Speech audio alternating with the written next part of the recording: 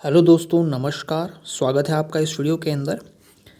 हम गुर्जर प्रतिहारों का इतिहास पढ़ रहे हैं और इससे आगे वाले वीडियो के अंदर हमने गुर्जर प्रतिहारों की दो शाखाओं के बारे में अध्ययन कर लिया था। एक थी मंडोर के गुर्जर प्रतिहार और दूसरे नांदीपुर भड़ौच के गुर्जर प्रतिहार। इस क्लास के अंदर हम आज दो और शाखाएं पढ़ेंगे, जिसमें एक है भीनमाल का गुर्जर चावड़ा वंश और दूसरा है रघुवंशी प्रतिहार, जिसमें जालोर, उज्जैन और कन्नौज के गुर्जर प्रतिहार आते हैं। तो सबसे पहले अपन देखते हैं भीनमाल गुर्जर का चावड़ा वंश। गुर्जरों की चावड़ा शाखा, इसके बारे में प्रश्न बहुत पूछा जाता है कि गुर्जरों की चावड़ा शाखा का राज्य कहाँ पर था, तो आप कहेंगे भीनमाल में था। तो गुर्जरों की चावड़ा शाखा का भीनमाल में राज्य कब स्थापित हुआ, इसके ऐतिहासिक साक्ष्य उपलब्ध नहीं है। इसके कोई ऐतिहासिक साक्ष्य उपलब्ध नहीं है कि ये कब स्थापित हुआ, लेकिन चावड़ा शाखाओं का जो गुर्जर वंश है यह उसका प्राचीनतम राज्य है। भीनमाल का जो गुर्जर चावड़ा वंश है वह चावड़ा शाखाओं का प्राचीनतम राज्य माना जाता है।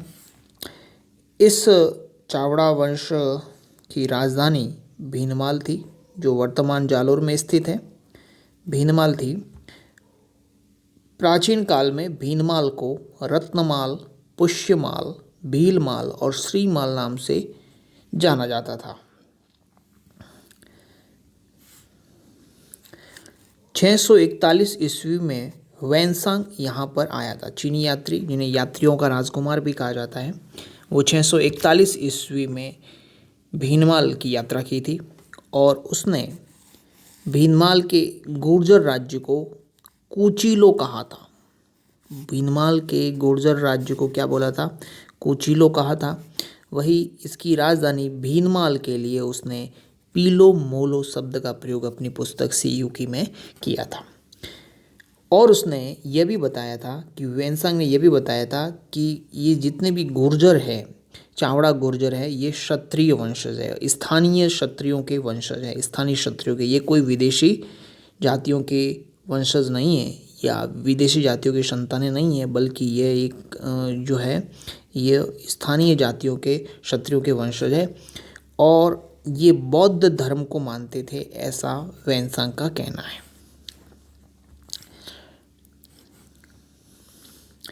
अंग्रेज व्यापारी निकोलस डपलेट ने भी यहाँ की यात्रा की थी, भीनमाल की।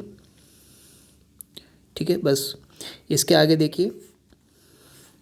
भीनमाल निवासी कवि माघ, जिन्होंने शिशुपाल वध नामक ग्रंथ लिखा है, शिशुपाल वध की रचयिता कवि माघ जो है वो भीनमाल के ही निवासी थे। इसके अलावा भीनमाल के एक शासक व्याघ्रमुख का उल्लेख मिलता है। व्याघ्रमुख, जिनके दरबारी कवि थे ब्रह्मगुप्त, और इन्होंने ब्रह्म स्फोट सिद्धांत दिया था।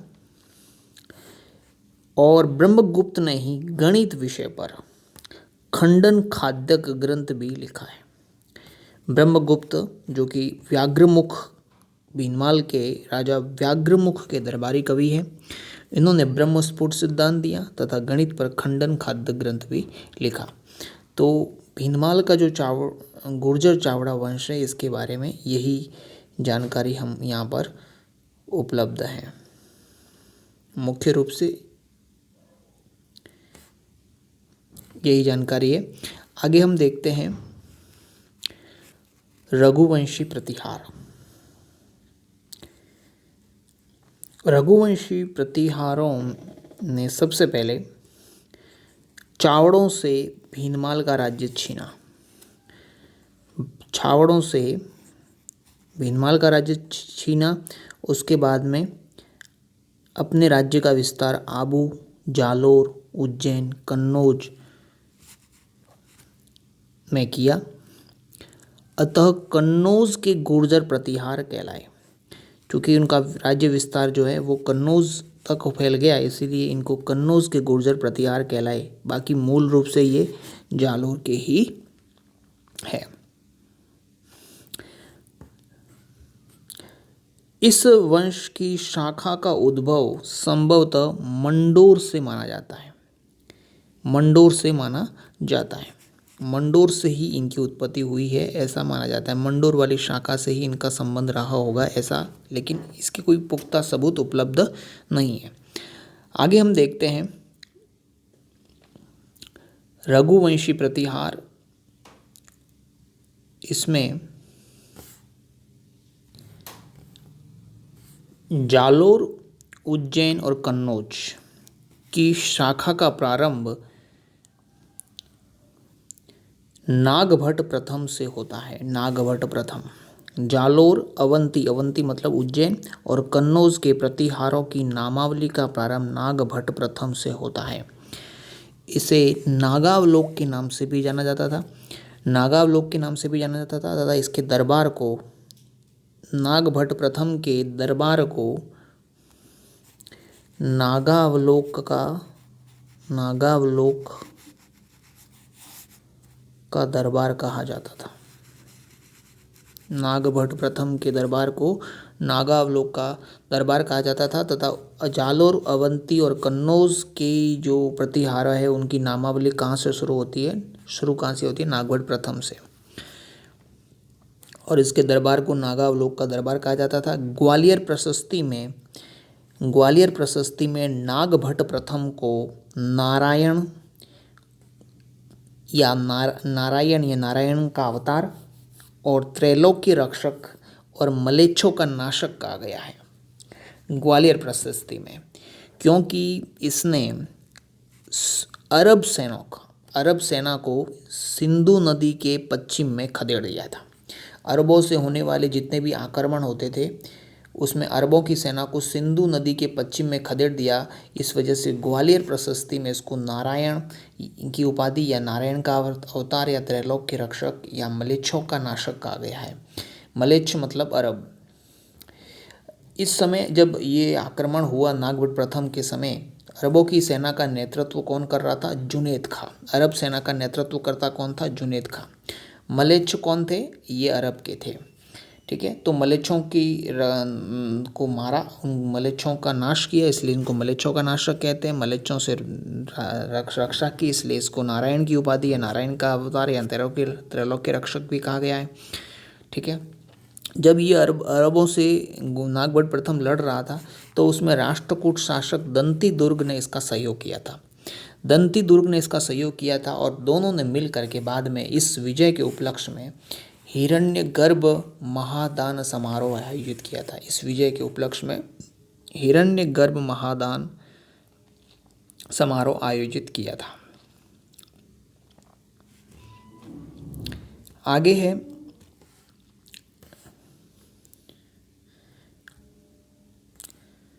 गुर्जर प्रतिहारों की भीनमाल व उज्जैन शाखा का संस्थापक कौन है? नागभट्ट प्रथम। याद रख लेना है, भीनमाल में किसका शासन था? पहले भीनमाल में चावड़ाओं का शासन था। ठीक है, गुर्जर प्रतिहार नहीं थे। वहाँ की जो शाखा थी गुर्जर प्रतिहारों की वो थी चावड़ा शाखा थी। तो वहाँ पर भीनमाल में गुर्जर प्रतिहारों की नींव किसने रखी? तो कि नागभट्ट प्रथम ने रखी है।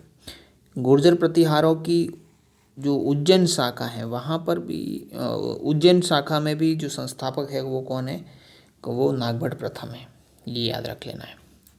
तत्कालीन सभी राजवंश चौहान, परमार, राठौड़, चंदेल, कुलचुरी सभी इसके सामंत थे। नागभट्ट प्रथम के सामंत थे और वे अपने आप को सामंत कहलाने में गौरव महसूस करते थे कि हम नागावलोक के सामंत हैं। ठीक है ना। और चौहान हो, चाहे परमार हो, राठौड़ हो, चंदेल हो, कुलचुरी हो, उस समय के सभी तत्कालीन बड़े जो वंश थे वो सब इसके सामंत थे और वो अपने आप को नागावलोक का सामंत कहलाने में गौरव महसूस करते थे। सिंध की ओर से बलोचों के आक्रमण को भी नागभट्ट प्रथम ने विफल किया। चौहान राजा भरत भट्ट भी नागभट्ट प्रथम का क्या था, सामंत था। इसने लाट देश, दक्षिण में लाट देश तक अपना राज्य विस्तार किया। इसके काल के अंदर उत्तर में ललितादित्य कश्मीर में ललितादित्य का शासन था। वही उत्तर पूर्व में कन्नौज में यशोवर्मन का राज्य था और दक्षिण में दंती दुर्ग का राज्य था और इन सभी से इनके अच्छे संबंध थे। तो ये नागभट्ट प्रथम, जिसे नागावलोपी कहा जाता है, मलेच्छों का नाशक, नारायण अवतार, त्रैलोक्य रक्षक, अरब सेना को सिंधु के नदी के पश्चिम में खदेड़ा, हिरण्यगर्भ महादान यज्ञ का आयोजन किया, मलेच्छों का नाशक, बलोचों के आक्रमण को विफल किया। तत्कालीन सभी बड़े राजवंश इसके सामंत हैं और गुर्जर प्रतिहारों के भीनमाल और उज्जैन शाखा का ये संस्थापक है।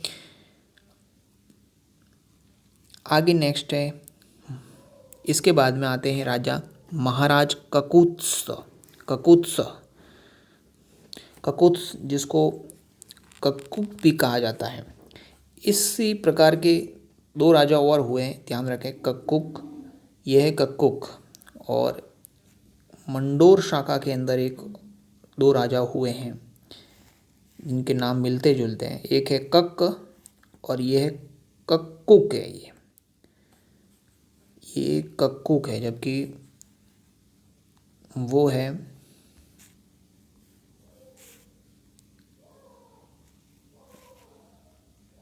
ककुक है, ठीक है ना। ये है ककुक, तो आपको ध्यान रखना है ककुक। देवराज, देवशक्ति, इसके बाद में इनकी ककुक के समय सीमा यथास्थिति बनी रही। देवराज, देवशक्ति, दैल शक्ति भी कहा जाता है, इनके समय भी यथास्थिति बनी रही। फिर जो बड़े शासक आते हैं उनका नाम है वत्सराज। एक ही नागभट्ट के समय जो राजधानी क्या रही, इस संबंध में विवाद है। जेसी घोष कहते हैं कि इनकी राजधानी नागावलोकी नागभट्ट प्रथम की राजधानी उज्जैन थी, जबकि दशरथ शर्मा नागभट्ट प्रथम की राजधानी जालोर बताते हैं। अब है वत्सराज। वत्सराज महुव शिलालेख, ये वत्सराज की प्रशस्ति है। महुव शिलालेख किसकी प्रशस्ति है? वत्सराज की। और ग्वालियर प्रशस्ति जो कि मिहिर भोज की है, इसमें वत्सराज को बहुसंख्य भूव्रतों तथा उनके शक्तिशाली सलाहकारों की गति को समाप्त करने वाला कहा गया है।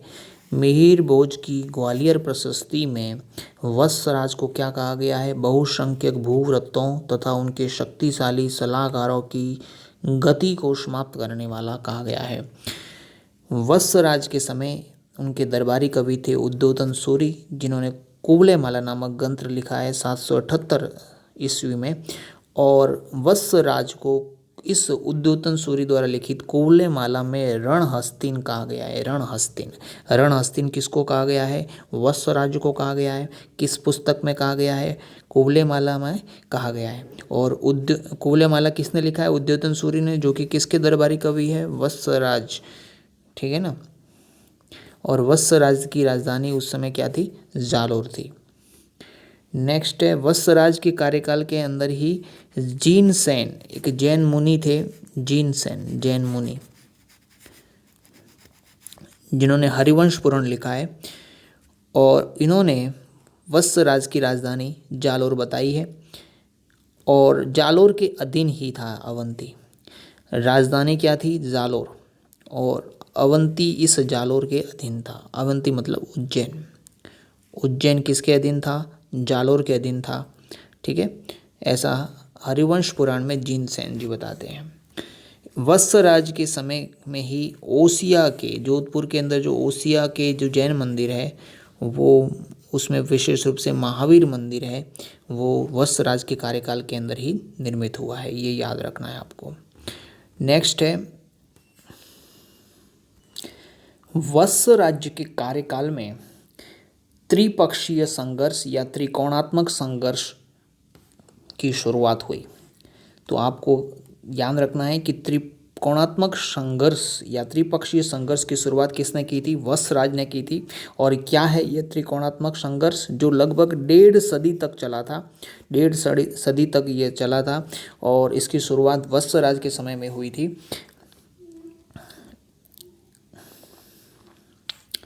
त्रिकोणात्मक संघर्ष की बात करें तो यहाँ पर ये जो नज़र आ रहा है ये है कान्यकुब्ज या कन्नौज।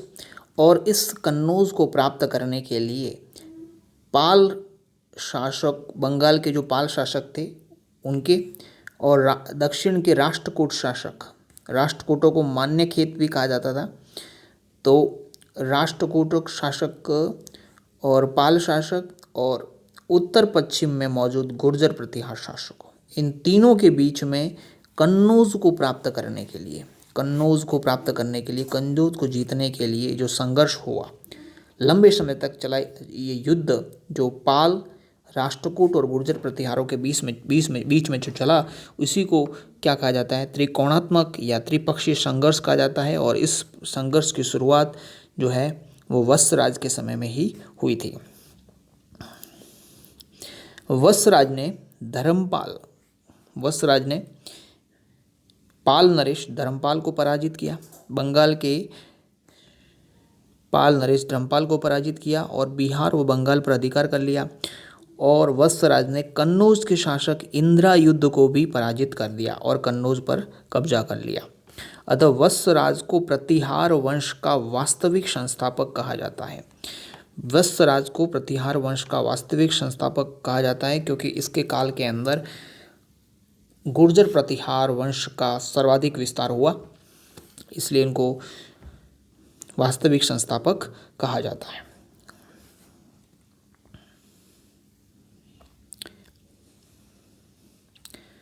वत्सराज ने मध्य राजपूताना पर भी अधिकार कर लिया। राजस्थान का जो मध्य भाग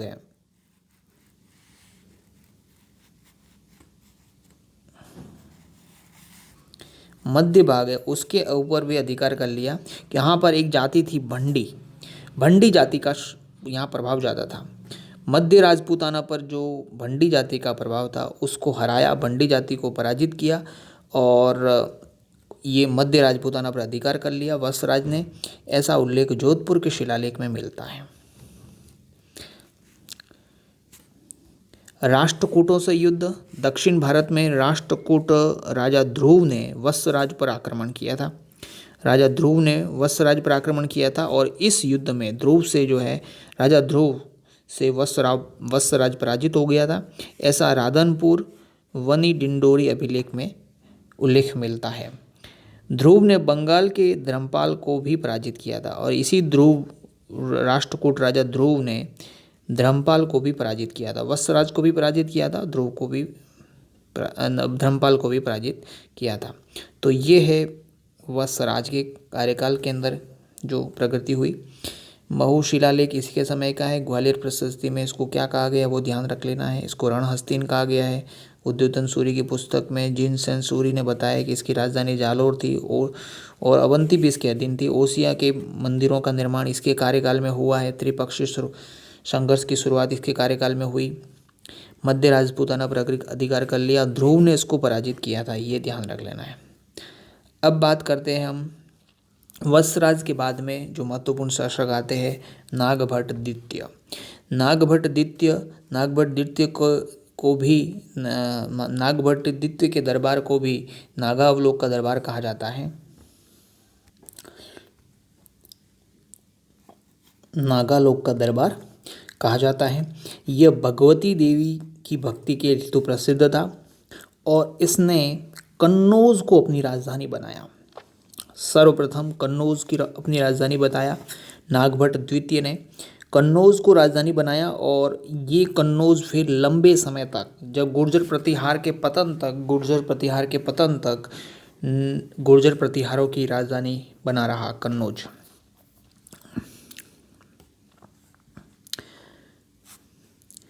नागभट्ट प्रथम, जैसे परम भट्टारक, महाराजाधिराज की उपाधियाँ प्राप्त थी, ऐसा बुच कला अभिलेख में देखने को मिलता है। वह स्वयं विद्वानों का आश्रयदाता था और उसने एक ग्रंथ भी लिखा है स्वयं, जिसे बलि प्रबंध के नाम से जाना जाता है। बलि प्रबंध किसने लिखा है? बलि प्रबंध नागभट्ट द्वितीय ने लिखा है।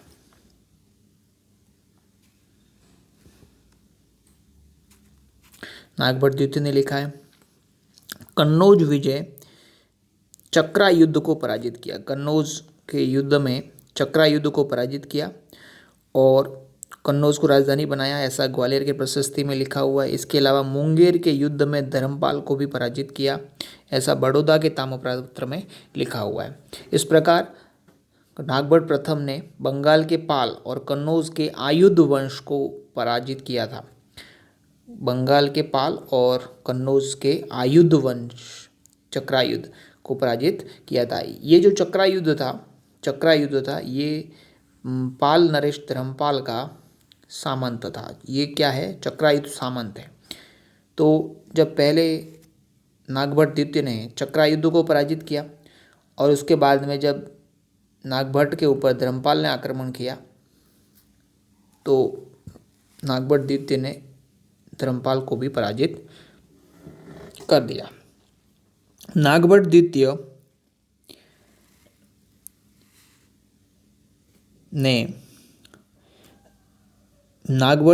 ने गोविंद तृतीय से युद्ध किया। राष्ट्रकूट शासक गोविंद तृतीय से युद्ध किया, जिसमें नागभट्ट पराजित हुआ।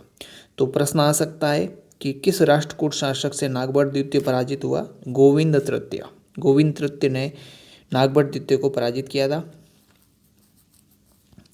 नागभट्ट द्वितीय के समय उसका राज्य विस्तार उत्तर में हिमालय, दक्षिण में नर्मदा, पूर्व में उत्तरी बंगाल और पश्चिम में सिंध तक पूरा राज्य जो है इस प्रकार इसके फैला हुआ था। ग्वालियर प्रशस्ति में लिखा हुआ है कि जैसे अग्नि में पतंगे गिरते हैं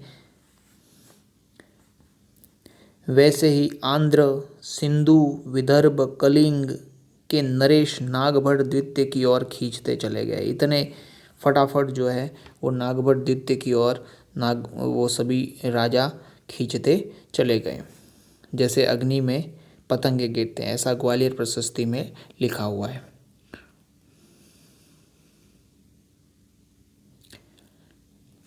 नागभट्ट द्वितीय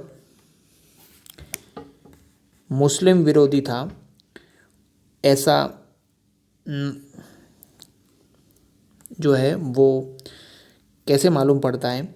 नागभट्ट के सामंत, जिसमें चौहानों का राजा गोविंद राज गुवक प्रथम और नागभट्ट द्वितीय के जो दूसरा सामंत है वो है गुहिल राजा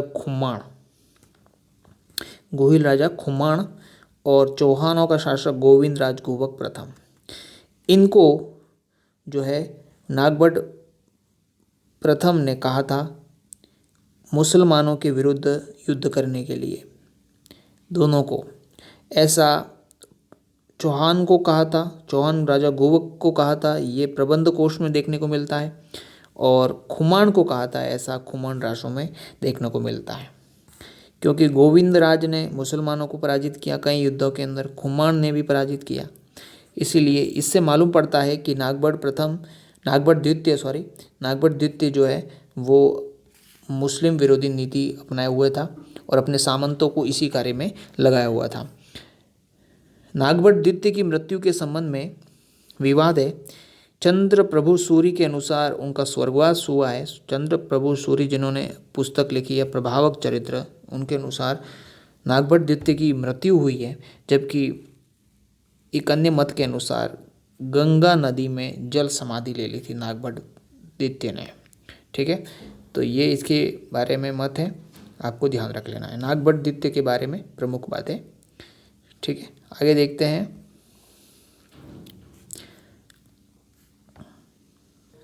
अगला शासक है रामभद्र या रामदेव।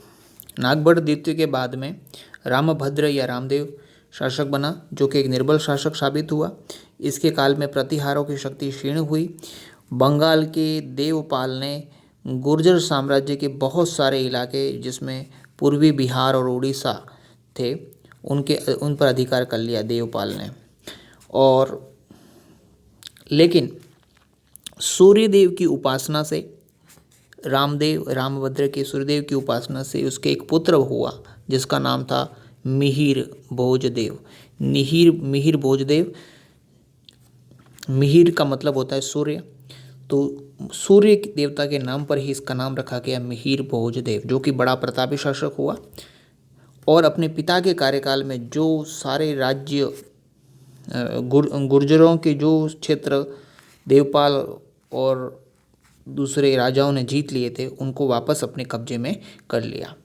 मिहिर भोजदेव प्रथम, जो कि रामदेव या रामभद्र का पुत्र था, रामदेव का या रामभद्र का पुत्र मिहिर भोजदेव।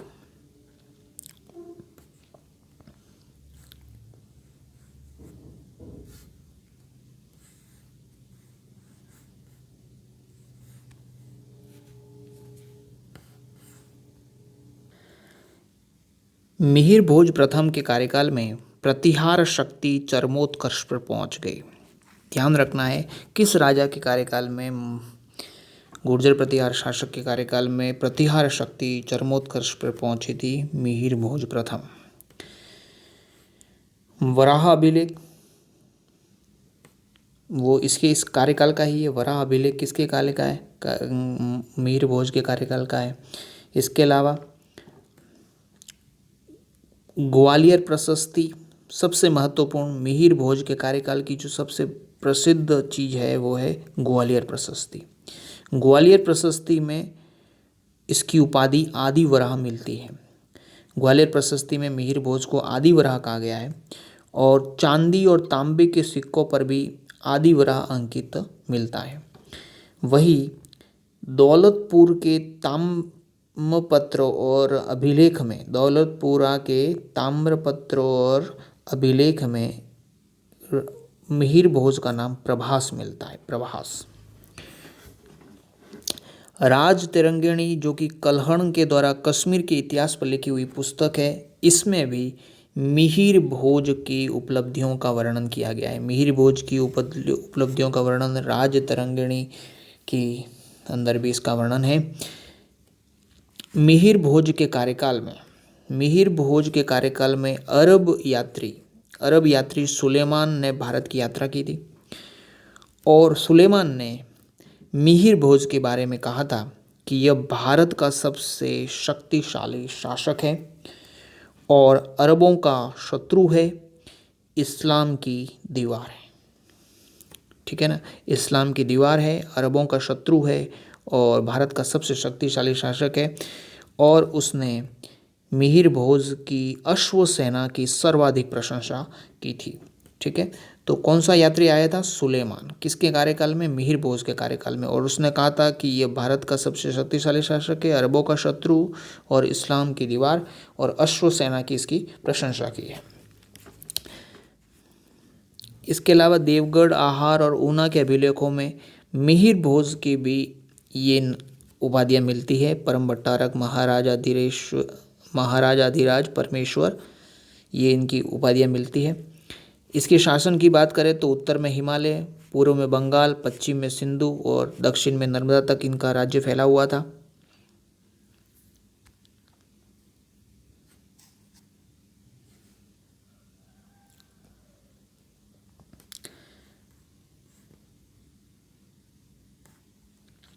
दशरथ शर्मा ने मिहिर भोज को नवीं सदी में भारत का सबसे महान शासक कहा है। दशरथ शर्मा ने नवीं शताब्दी का भारत का सबसे महान शासक किसको कहा है? तो वो है मिहिर भोज को।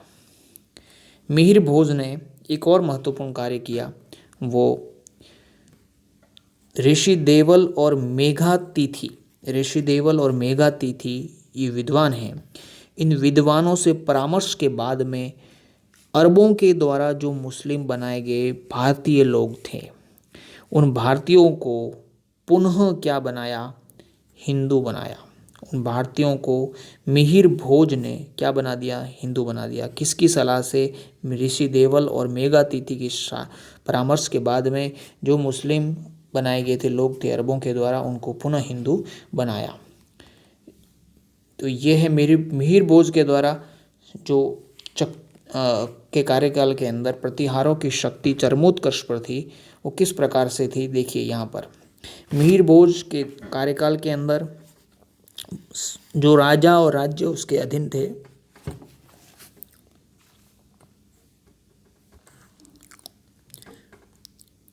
कालिंजर राज्य, 400 अभिलेख के अनुसार गुहिलों का एक राजा था हर्षराज, वो मिहिर भोज के अधीन था। कहला अभिलेख के अनुसार कलचुरी वंश का गुणाम बोधिदेव वो मिहिर भोज के अधीन था। पिहोवा अभिलेख के अनुसार हरियाणा मिहिर भोज के अधीन था। राष्ट्रकूट शासक कृष्ण द्वितीय इसके अधीन था। इसके अलावा पाल शासकों में देवपाल और नारायण पाल मिहिर भोज के अधीन थे। गुर्जरात्र की बात करें, यानी कि गुजरात राजस्थान की बात करें, तो वहाँ का जोधपुर का शासक बाहुक जो था वो मिहिर भोज के अधीन आता था। ठीक है, ऐसा जोधपुर शिलालेख में देखने को मिलता है। तो ये सारी इसकी राजनीतिक उपलब्धियाँ थी। मूल्यांकन करें तो पिता रामभद्र के शासनकाल में प्रतिहार वंश की जो हानि हुई उसको पूर्णतः ठीक कर दिया मिहिर भोज प्रथम ने। पाल और राष्ट्रकूट शासकों के आक्रमण से रक्षा की, मुस्लिमों के आक्रमण से रक्षा की, और मुस्लिमों के आक्रमण से रक्षा की, इसीलिए सुलेमान नामक अरबी यात्री ने उसको क्या बोला था, इस्लाम की दीवार कहा था या अरबों का शत्रु कहा था। इसने कई योग्य सामंत नियुक्त किए, जैसे गुणाम बोधिदेव, हर्षराज, कक्कुक और बाउक। कहा जाता है कि मिहिर भोज ने अपने अंतिम काल के अंदर तीर्थ यात्रा पर जाने हेतु अपने पुत्र महेंद्रपाल को राज्य सौंप दिया था, सिंहासन त्याग दिया था और तीर्थ यात्रा पर चला गया था। ऐसा स्कंद पुराण में वर्णन मिलता है। स्कंद पुराण में कहा गया है कि मिहिर भोज तीर्थ यात्रा करने हेतु अपने पुत्र महेंद्रपाल को राज्य सौंपकर सिंहासन त्याग दिया था। तो इस प्रकार ये मिहिर भोज देव प्रथम राजा की सारी उपलब्धियां पूरी हुई। अब आगे देखते हैं महेंद्रपाल प्रथम। मिहिर भोज प्रथम के बाद में महेंद्रपाल प्रथम शासक बना। महेंद्रपाल प्रथम को महेंद्रपाल, महिषपाल, महेंद्रायुद्ध, निर्भयराज और निर्भय नरेंद्र, रघुकुल चूड़ामणि आदि उपनामों से जाना जाता है। महेंद्रपाल प्रथम के दरबार में राजकवि थे, उसका नाम था राजशेखर। ये राजशेखर महेंद्रपाल प्रथम के राजकवि भी है, साथ साथ में इसके गुरु भी है। महेंद्रपाल प्रथम के गुरु कौन है? राजशेखर। राजशेखर ने महेंद्रपाल को कई उपाधियां दी हैं। विद्वशाल भंजिका, जो राजशेखर के द्वारा रचित ग्रंथ है विद्वशाल भंजिका, इसमें महेंद्रपाल प्रथम को रघुकुल तिलक कहा है।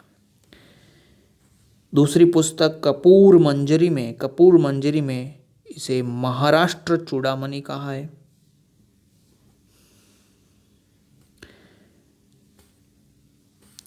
बाल भारत में रघुग्रामीणी या रघुवंशियों में अग्रणी नाम से संबोधित किया है।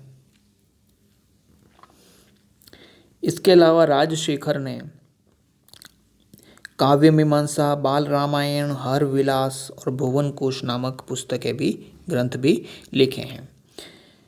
महेंद्रपाल प्रथम के पुत्र महिपाल।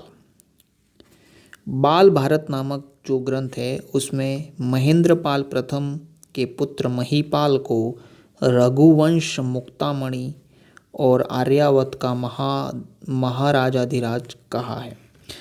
अरबों के कोई आक्रमण महेंद्रपाल प्रथम के कार्यकाल में नहीं हुए और गुर्जर साम्राज्य जो है वो अक्षुण्ण बना रहा।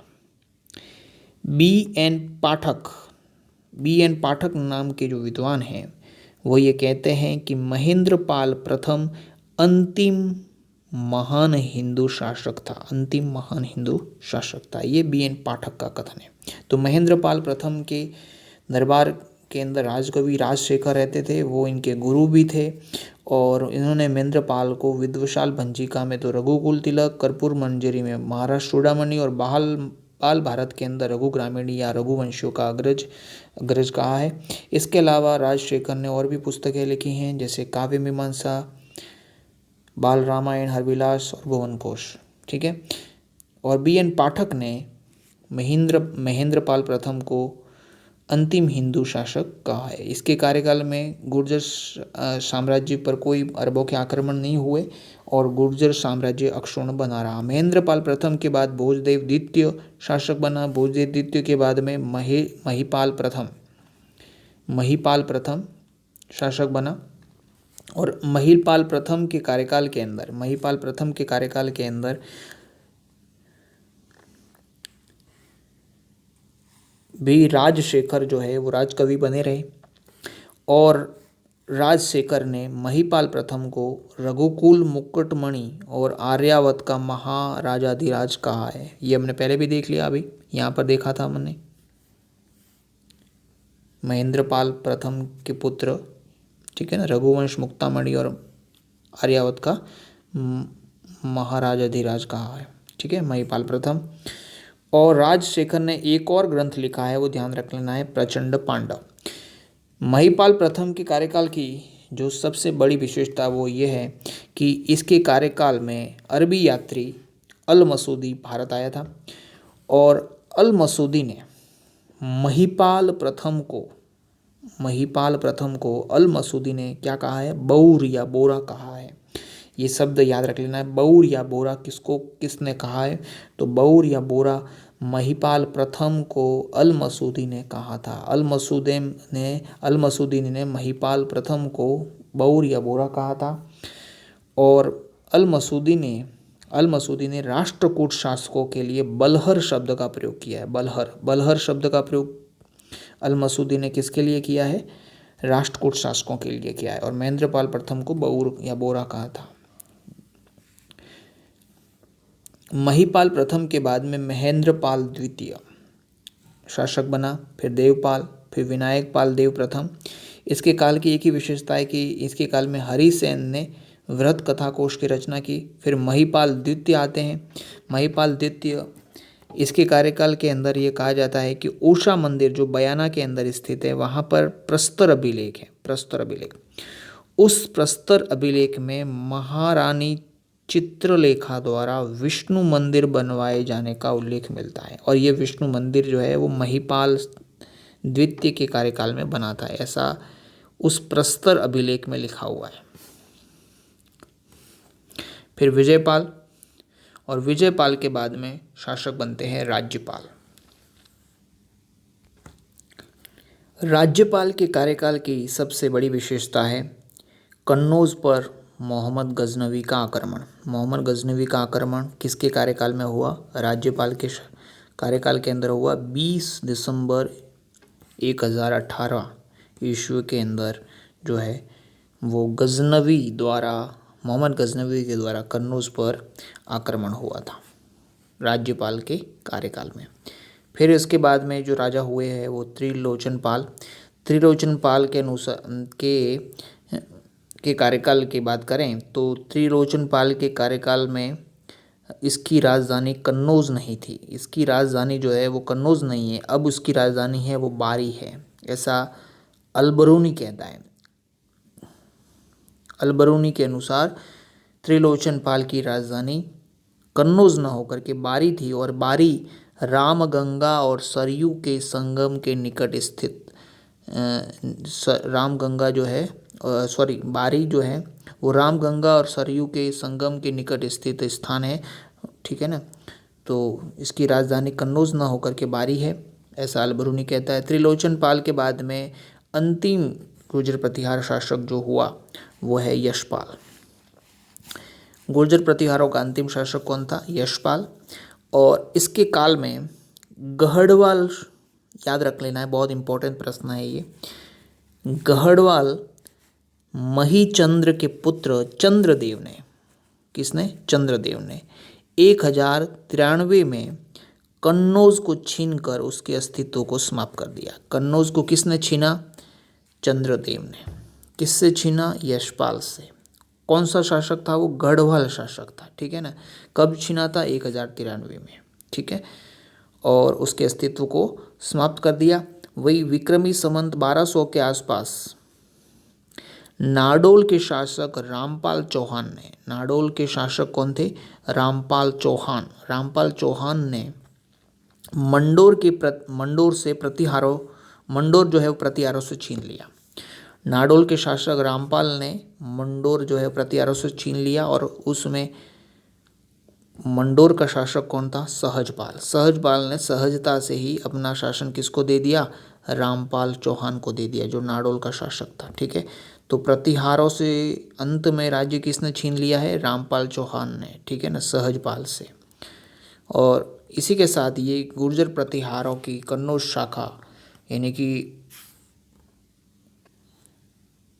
जालोर, उज्जैन और कन्नौज के गुर्जर प्रतिहारों की शाखा या रघुवंशीय प्रतिहारों की शाखा यहीं पर समाप्त हो जाती है, ठीक है। उसके बाद में आता है राजोगढ़ या राजगढ़ के गुर्जर प्रतिहार। राजगढ़ या राजोगढ़ के गुर्जर प्रतिहार, इनकी बात करें तो ये अलवर राज्य के राजगढ़ से प्राप्त 960 ईस्वी के शिलालेख में राजगढ़ पर प्रतिहार गोत्र के गुर्जर महाराजाधिराज सावर का पुत्र मथन देव के राज्य करने का उल्लेख मिलता है। महाराजाधिराज सावर का पुत्र मथन देव जो है वो यहाँ पर शासन करता था, ठीक है ना।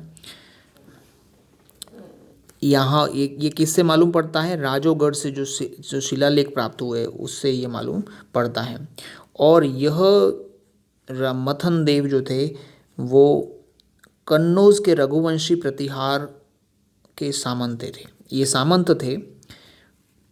मथन देव जो है वो कन्नौज के रघुवंशी प्रतिहारों के सामंत थे।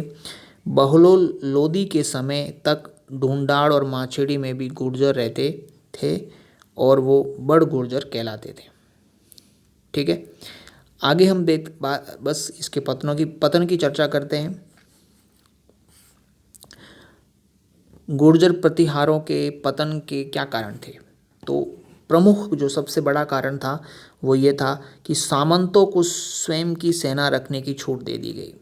सामंत जो है वो अपनी स्वयं की सेना रख सकते थे, ये छूट प्रदान की गई।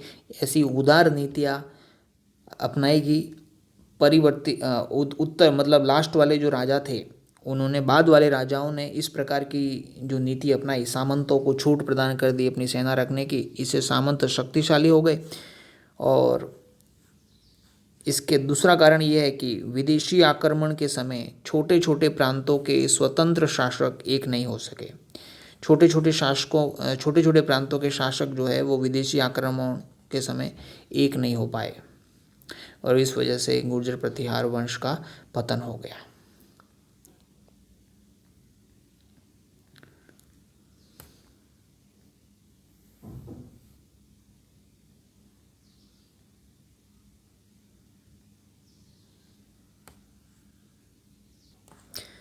तो रघुवंशी प्रतिहारों में पहले नागभट्ट प्रथम, जिसे नागावलोक भी कहा जाता था, फिर उसके बाद में महाराजा ककुत्स या ककुक, फिर देवराज देवशक्ति देवशक्ति, फिर वत्सराज हुए। वत्सराज के बाद में हमने देखा नागभट्ट द्वितीय के बाद में रामभद्र या रामदेव निर्बल शासक हुए, लेकिन उसके पुत्र मिहिर भोजदेव ने प्रतिहारों की शक्ति को चरमोत्कर्ष पर पहुंचा दिया। उसके बाद में महेंद्रपाल प्रथम, ठीक है, जिसके राजकवि राजशेखर थे, और भोजदेव द्वितीय, फिर महिपाल प्रथम जिसके कार्यकाल में मल मसूदी आया था, जिसने उसको बोरा या बोर कहा था। फिर महेंद्रपाल द्वितीय, देवपाल, विनायकपाल देव प्रथम, फिर महिपाल द्वितीय, विजयपाल, फिर राज्यपाल जिसके राज्यपाल के समय में कन्नौज पर आक्रमण हुआ, त्रिलोचनपाल, फिर यशपाल, और यशपाल के काल में चंद्रदेव ने कन्नौज को कब्जे में कर लिया। फिर नाडोल के शासक रामपाल चौहान ने गंडोर है वो प्रतिहारों से छीन लिया। राजौगढ़ के गुर्जर प्रतिहार, ये यहाँ का शासक मथन देव था, वो कन्नौज के रघुवंशी प्रतिहारों का सामंत था। पतन के मुख्य कारण कि सामंतों को स्वयं की सेना रखने की छूट दी गई और विदेशी आक्रमणों के समय छोटे छोटे प्रांतों के स्वतंत्र शासक एक नहीं हो सके। तो इस प्रकार हमने गुर्जर प्रतिहार वंश के शासकों के चारों शाखाओं का अध्ययन कर लिया और इससे परीक्षा से जुड़े हुए जो महत्वपूर्ण फैक्ट्स बन सकते थे उन सभी का अध्ययन कर लिया है। मैं उम्मीद करता हूँ कि आपको ये वीडियो पसंद आएगा। अगर आपको वीडियो पसंद आया हो तो चैनल को सब्सक्राइब करें और अपने मित्रों के साथ में शेयर करें। धन्यवाद। मिलते हैं अगले वीडियो के अंदर।